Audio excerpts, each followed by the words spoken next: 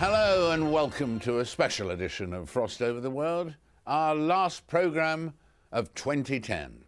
And before we bid farewell to the year, we thought we should look back at some of the people that I've met and we've met and interviewed on the programme in the past 3 months, which gives us a lot to get through in the course of the next hour.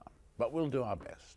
From Hamid Karzai to Roger Federer, from Bill Gates to Geena Davis. So let's begin with the former British Prime Minister, Tony Blair, who I met back in September.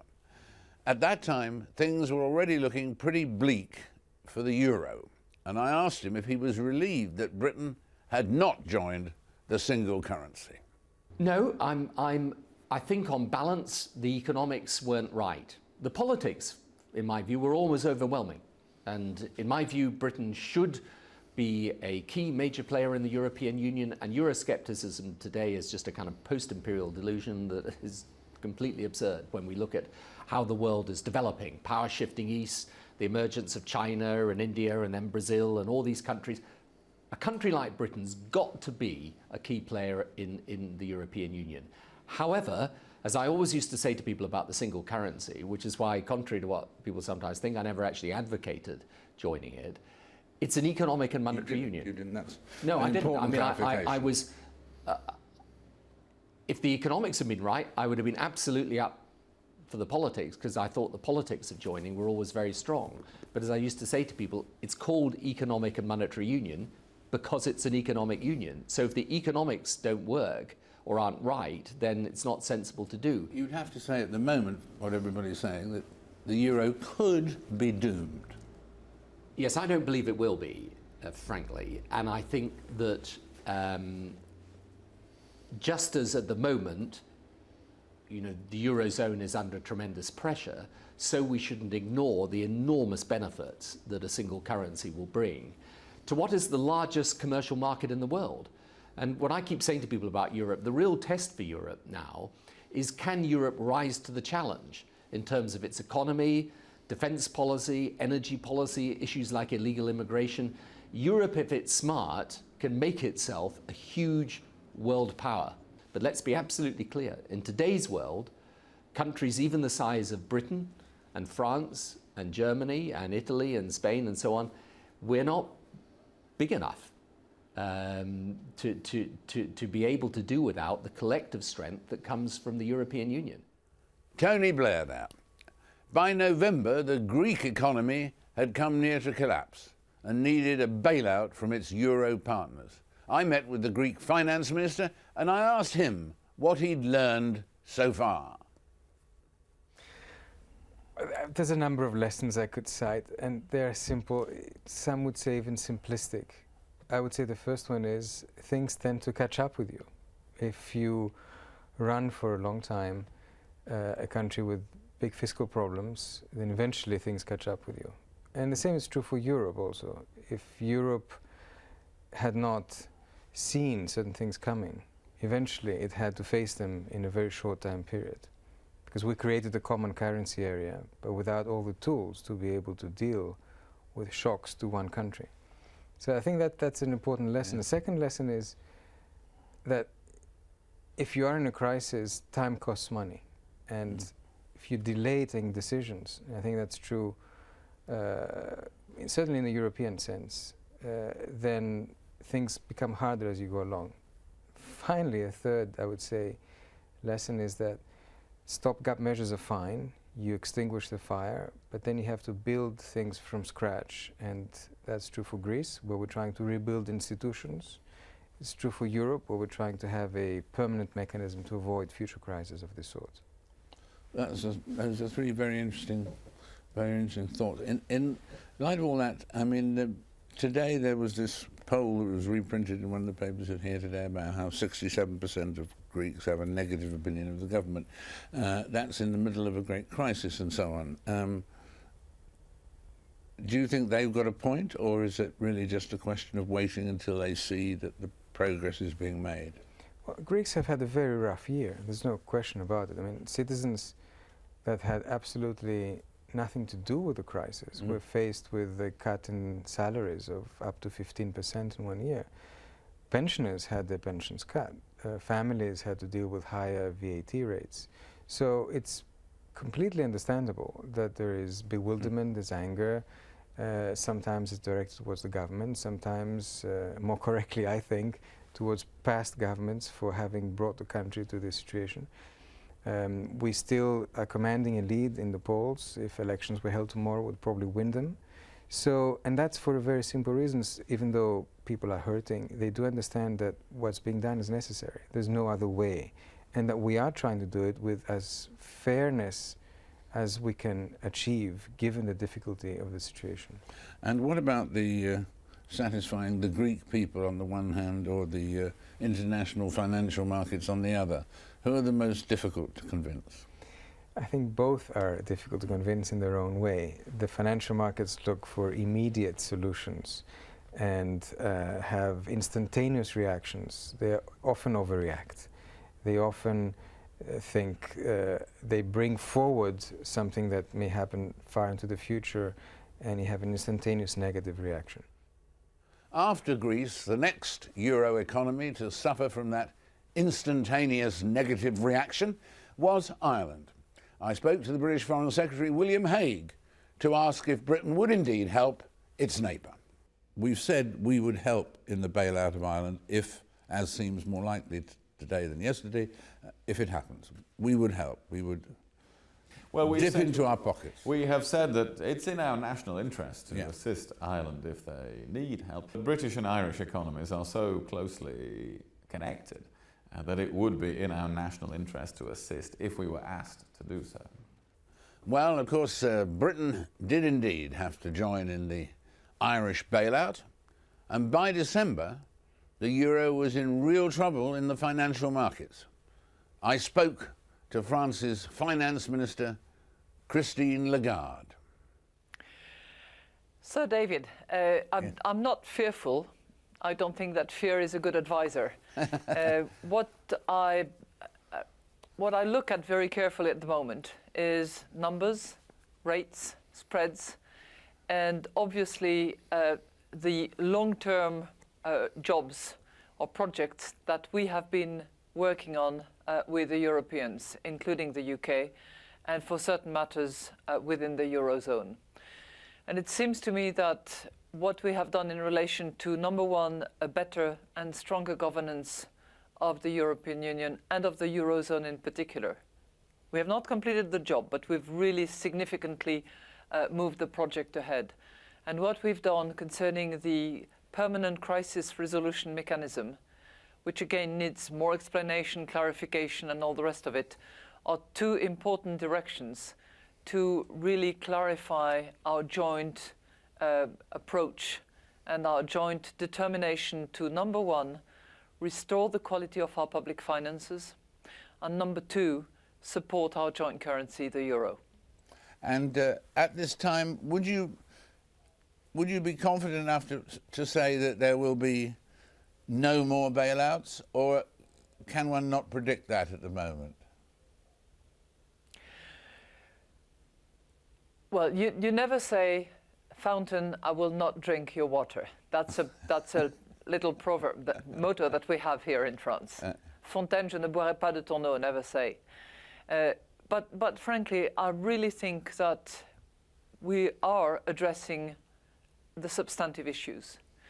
When each and every member of the Eurozone says, I have to reduce my deficit, I have to embark on a sustainable debt program, and I have to do that in the short term, in the medium term, and in the long term.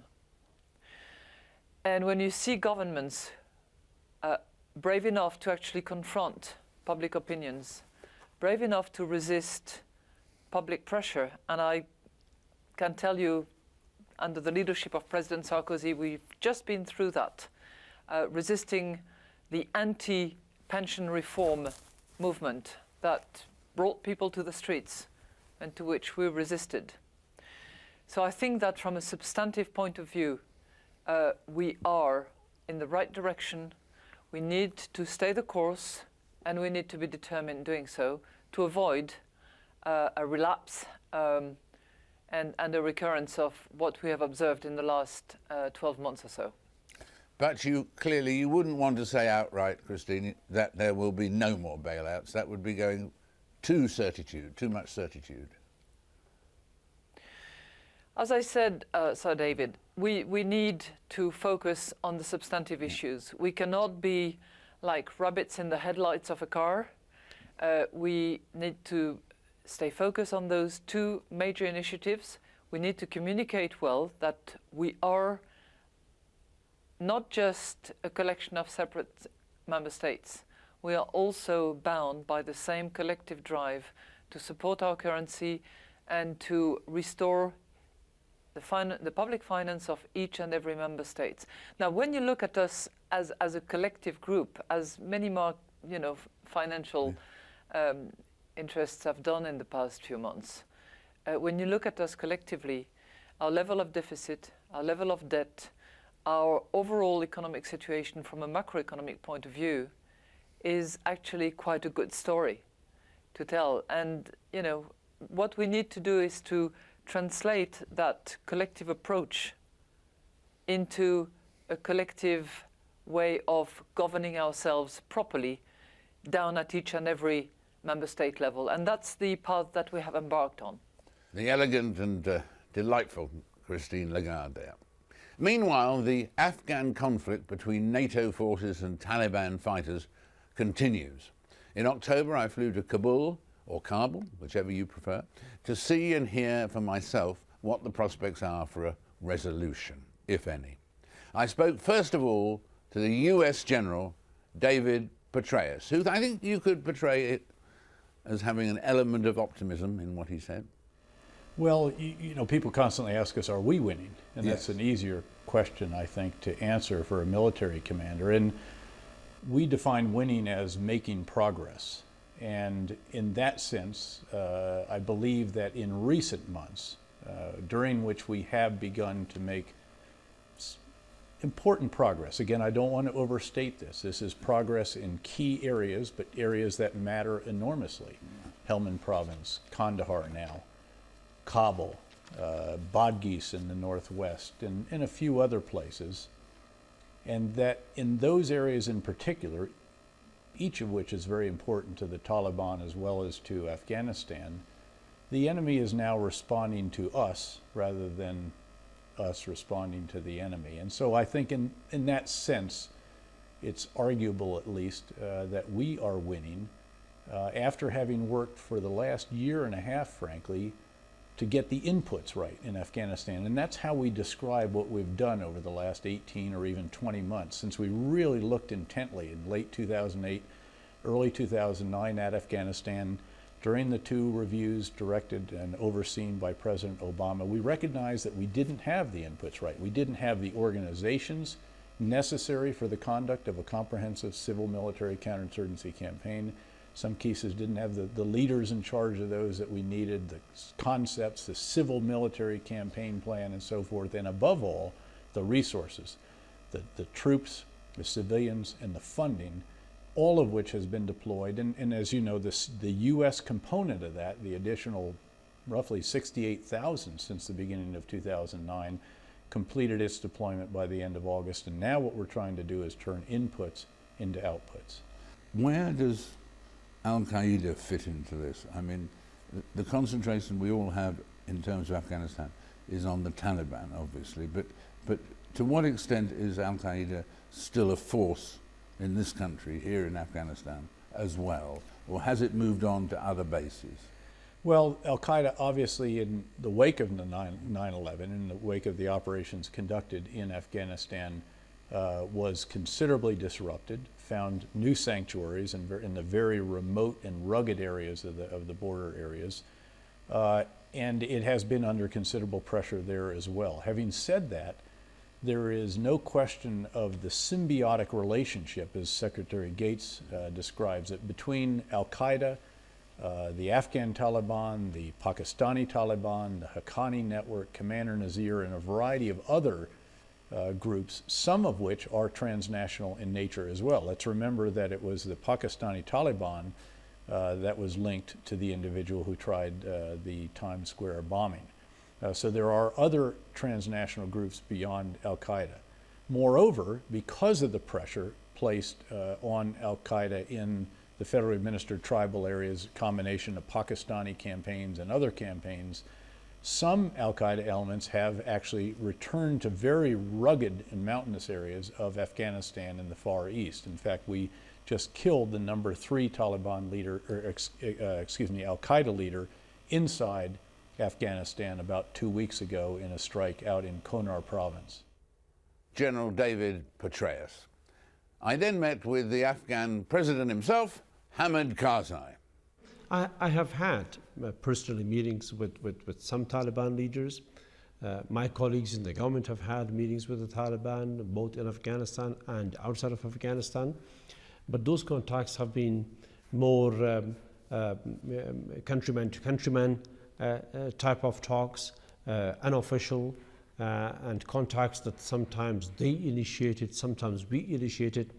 And now is the time for us to begin to talk to the Taliban with a fixed address, more official, more with the agenda towards how to bring peace to Afghanistan and by extension to Pakistan and this part of the world. The problem will be that with the agenda you want to talk about, the problem will be that presumably before official talks can take place, they've got to cut off their relationship with al-Qaeda, they've got to say no to all violence, they've got to accept the Afghan constitution just as 3 things. It's going to be tough to make an agreement, or do you just agree to disagree and meet anyway? Well, we could do that too. We could agree to disagree, but meet anyway. But we would also, especially on the question of the al-Qaeda links, if any, and the terrorist links, if any, we must definitely work on those links. We must definitely try to talk to those Taliban who are not part of al-Qaeda, who are not part of any terrorist networks, and who are not ideologically at war with their own country or with the rest of the world. And what do you feel in terms of timing and so on, that date of next year, of July 2011, for when the troops start to leave, the American troops start to leave and so on, is that as firm a date now as it was, or is it becoming looser? It's a date that the US government has announced for its own plans of reduction of troops. That does not mean a withdrawal of troops. That is a reduction. And reduction can be of 100 soldiers, can be of 10,000 soldiers, can be more or less. The plan to bring stability to Afghanistan, the plan to bring infrastructural and institutional development to Afghanistan, the plan to bring the defeat of terrorism is something that we are still working on, and something definitely that we'll be continuing to work on even beyond July of 2011 into the years coming after that. So a reduction as far as the Americans are concerned, yes, but the completion of the task by no means, because our work will continue into the future. After David Petraeus and Hamid Karzai there, to hear the other side of the story, I also met up with Mullah Zaif, one of the founders of the Taliban. They didn't stabilize the country, and they didn't stop fighting in Afghanistan. And the Taliban became stronger and stronger day by day. And that's the whole community, the whole world, they're confessing that the Taliban became stronger. And now the Taliban, they have shadow government. The Muslim majority of the people, they are going to Taliban for justice. And the most area in Afghanistan is under control of Taliban. And tell me, if, Mullah, there you are successful, if Taliban is successful and Taliban has the country, takes over the whole of Afghanistan, how would you change things? Would women, for instance, be allowed to go to school or to have jobs or not? in the beginning, when the Taliban became power, I'm agree with that. I'm confessing that the Taliban, they were not known with the war politics, and they wasn't know about the world, and the world wasn't know about Taliban. There was a lot of distance between the Taliban opinion and the war opinion. Now, they have good experts among the Taliban. They know what we should do, what will be more successful. If they become again to the power and they are following the same strategy like before, they know that this is not successful, this is not acceptable to the world. They have to change something. I'm expecting they should change many things, especially about the women. And so, will this war ever be won? By either side? When I spoke to the NATO Secretary General at the Alliance's summit in Lisbon, I asked him for his view on how the Afghan conflict will end, if at all. We will prevail, and we will build up the capacity of Afghan security forces, train and educate Afghan soldiers and Afghan police so that they can take over the combat role once the international troops leave Afghanistan. So the Taliban can't wait us out. We will not leave Afghanistan until we are sure that the Afghan security forces can take responsibility. And this is a reason why we have strengthened our training mission with a view to build up the number of Afghan soldiers and Afghan police to a level of 300,000 by the end of next year. There are going to be, for instance, Russia supplying helicopters and so on in support of NATO, which is a further development, isn't it? Yes, indeed. I would expect the NATO-Russia summit meeting here in Lisbon to agree on an Afghanistan package that will strengthen Russia's contribution to our operation in Afghanistan. I would expect three elements. Firstly, a helicopter package where we establish a trust fund to finance education of helicopter personnel in Afghanistan. We will also agree to enhance the current transit arrangement through Russia, the transport of ISAF cargo. And finally, we will reinforce our cooperation within counter-narcotics. So it will be a very substantial package. In a minute, some of the megastars of stage, screen, music and sport who we've met in the past few months, starting with Roger Federer, after this short break.